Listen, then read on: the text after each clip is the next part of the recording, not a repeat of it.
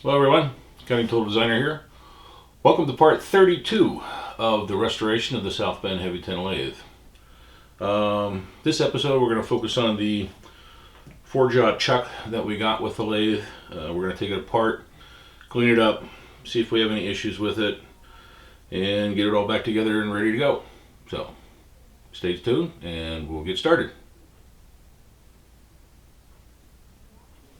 Alright, well, we can get started on this. You can see some areas that I've already cleaned up a little bit. So the chuck itself looks like it's in pretty good shape, though if we look at the original side here, you can see there's a lot of surface rust on this. But if I do a little sanding on it here, it comes down pretty good. Nothing real heavy pitting, so it seems like it's probably still in pretty decent salvageable shape. Screw inside, I already took this one apart. This chuck actually is a 4-jaw chuck that actually is numbered. This is number 4 jaw, and I took the jaw out. It actually is marked 4, and then it has an A28 stamped into it. Not sure what that is. I haven't been able to find a maker mark on this yet.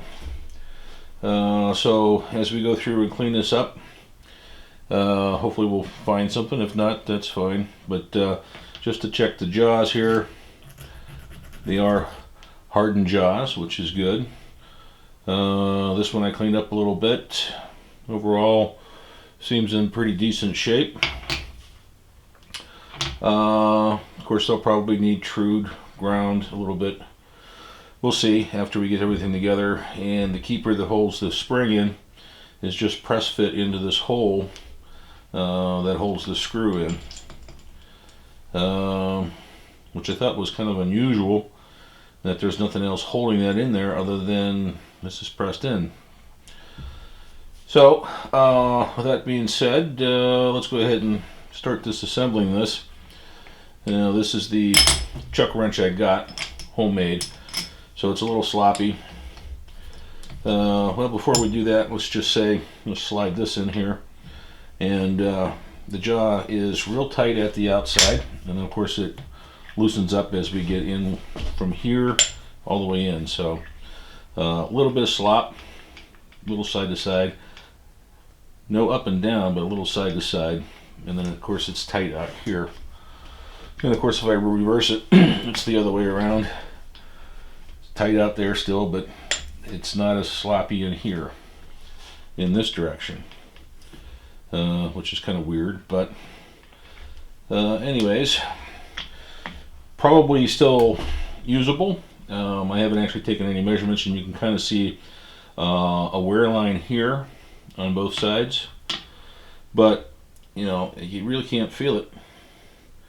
We'll get a micrometer out and actually measure that, but more than likely, since this is hardened, it's probably not really has any wear on it. But the jaw slides itself, the slot itself probably has the wear on the inside bore, I bet. So these were a little tight getting out. And bear with me because, of course, I can't use my arms very good right now, but we're going to do it. So this is the number 1 jaw. And we'll see if it's marked before we move on. So the screw doesn't look like it has much wear on it. And the bottom of the jaw doesn't look like it has much wear on it. So that's good. So we should have good clamping power, at least. Let's see if we can get this out the rest of the way. This chuck jaw, or this chuck key, actually is too large at the bottom. I'm going to have to grind some off or something because I can't get it underneath the jaw when I get it out so far.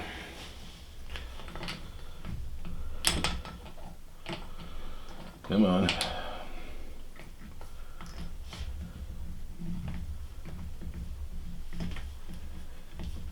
Man, it really sucks that you can't use your arms very well. I'm not sure if that's off the screw or not. Don't think so.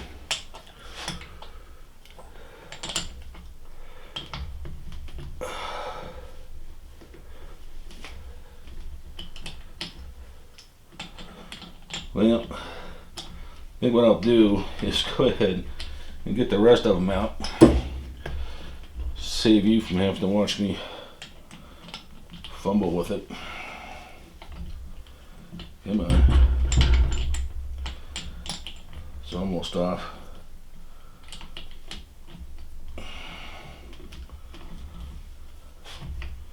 That's got to be off. There we go. Alright, so yeah, it is stamp number 1. Okay, so hang on a second, I'll be right back. I'm going to go ahead and get the rest of these jaws off so you don't have to watch me struggle with it. So hang on one second, I'll be right back. Okay, got the jaws out. So now what we need to do is get the retainers out, which are in these spots right here. You can see the hole here where I've already tapped the one out. So to do that, I'm just going to use a drift and a brass mallet. And we're going to tap down on the side, and it's coming out pretty easy.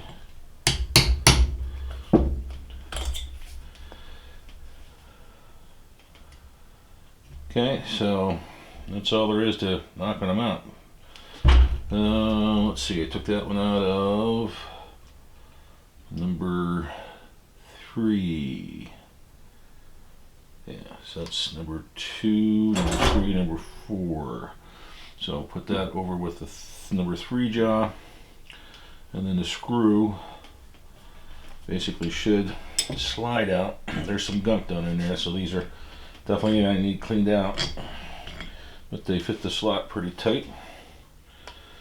So there's a screw for number 3, and let's go with, let's see which one, that's number 1, so let's do number 2. Again, just with the drift, come down and hit the top of them. That one seems to be in there pretty tight.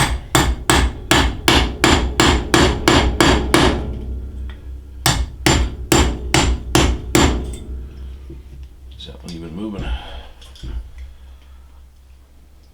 maybe a little bit.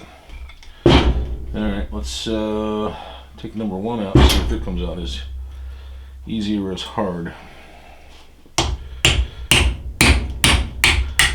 Okay, so number 1's coming out. Not quite the whole way there. So let me take a tap.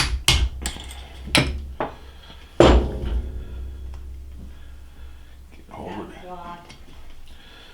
it. Be right back. Let's record. Alright, so got that one out fairly easy. That's for number 1. Let's see if the screw comes out. And a little tight still like the other one. And there we go. Get this stuff all cleaned up. So that's number 1. So now we got to figure out why number 2 is so tight.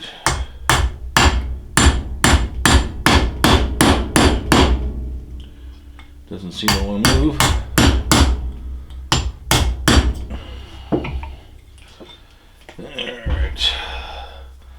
Alright, so that one's in there pretty good. So let me work at that and we'll come back as soon as I get that one out. Hang on a second, we'll be back. Okay, took a little persuasion, but I finally got it out. Had to use a little bigger drift to get it started and then work on it. So that one was in there pretty darn tight. So that's for number 1.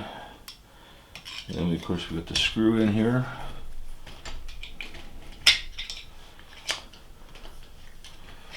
It's pretty tight in here. There must be a bunch of crud in this slot.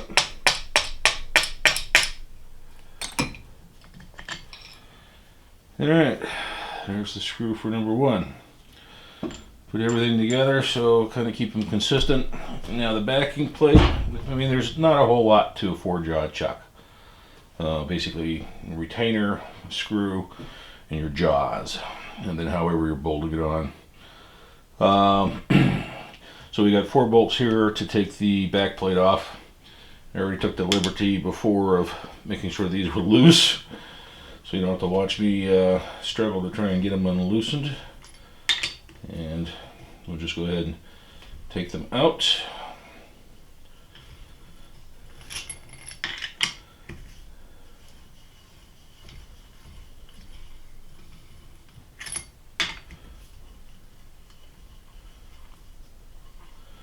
And we'll probably have to tap it off the back. I don't know if it has a recess. It looks like it's pretty flush on the inside of the bore. Alright.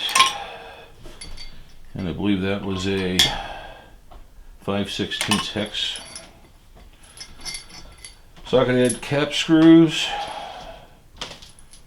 Set them off to the side. Oh, nope, just fell right off. Alright, so it actually fits on the inside here of the jaw, or the chuck. You can see not a lot of crud in there, it's mostly just crappy casting. This is a cast iron chuck. And this is interesting. So this fits down in that little groove, a little slop in there. Probably, you know, tweak it a little bit once you get it onto the lathe. Not sure why there's, I know, somebody made another adapter on top of another adapter. So we got 4 bolts in here. Then we have this back piece here, and then somebody made this piece to accommodate this chuck here, apparently. So we've got a 2-piece assembly here for the chuck mount. Interesting. So may take that apart, may not. Probably will. We won't bother with that in this particular part of the video. Alright, so we'll set the adapter part aside. Otherwise, you know, it's pretty clean underneath it, so that's good. And it was lubricated with some oil, so that's also good. And you can see some of the surface rust on the back here. Now, I have pieces of these old Scotch-Brite pads. Now this is kind of a reddish color. Normally the reddish color is like this. This is supposed to be more of a coarse, but this is extremely stiff. I mean, it's very hard. I'm sure you can still get them. I haven't seen any locally, so I'll have to check online. Maybe we can get them someplace else. But I tell you what, they're pretty coarse, and it don't take much with this heavy-duty one to start taking rust off with and doing surfaces. So you can see right there how quickly this works on a surface. And I'm sure it's actually taken some material off and then come back in with a different softer Scotch-Brite and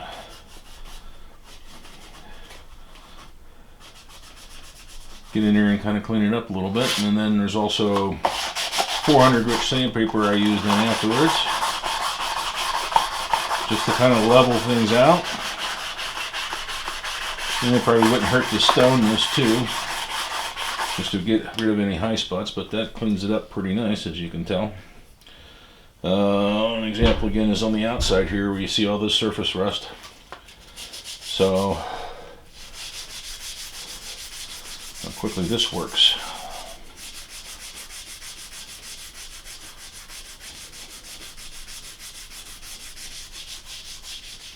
Sorry if I bumped the camera. Got a little bit of elbow grease.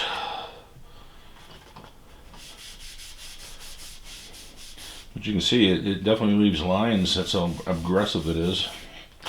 And of course, you know, once we get this lathe all put back together again, we mount this on the machine, it'll be easier to go in and either use emery cloth or even maybe just do a little touch-up pass with a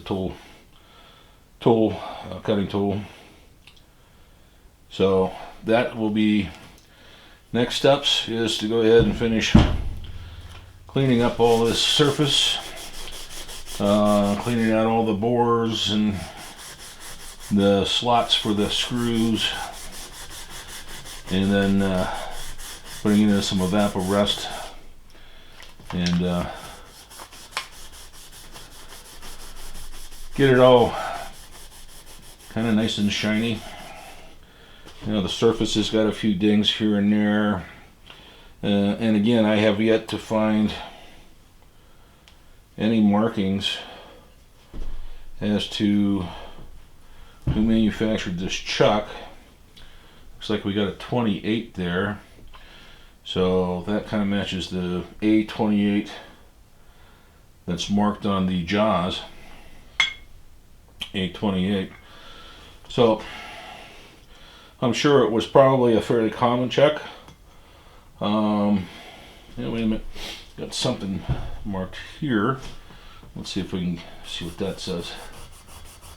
I was going to say, if not, perhaps somebody out there could leave a comment in the comment section as to the brand you think this is. Okay, let's see. There is some wording there. Wow, and it says made in England. Okay, no name, but made in England. Okay, so that narrows it down a little bit. This was made in England. It's a number 28 or an A28, hardened jaws, 4-jaw chuck.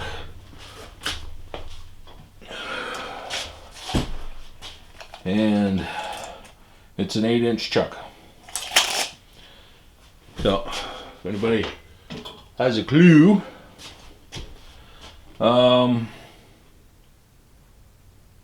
leave a comment. Let's see if we can get some conversation going on it. That'd be great. Okay, well,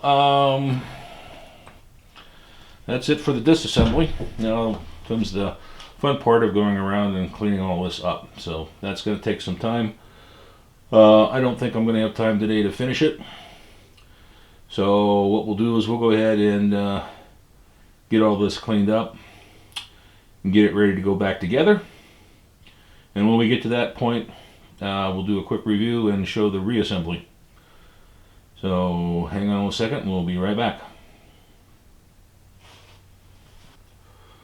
Okay, well, didn't have much time in the shop today, so we'll end it there. We'll end episode 32 there, disassembling the chuck.